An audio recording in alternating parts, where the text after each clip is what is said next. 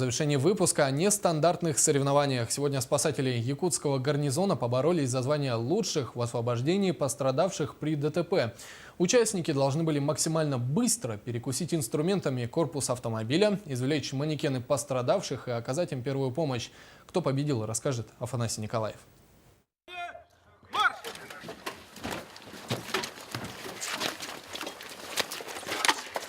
Бойцы Республиканской службы спасения быстро и четко разворачивают гидроинструмент, готовятся к деблокированию условных пострадавших.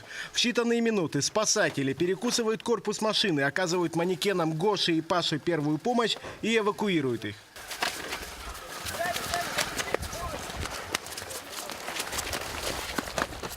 Сколько?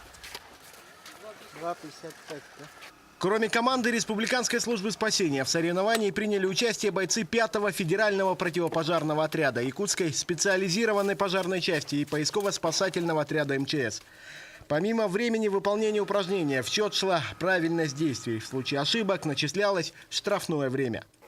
Насчитываются определенные баллы, да, при нарушении прохождения дисциплины. 1 балл приравнивается к 5 секундам. Эти секунды прибавляется к общему времени прохождения. Несмотря на некоторые условности, без которых не обойтись, такая тренировка позволяет отработать практически все действия, необходимые при реальном деблокировании.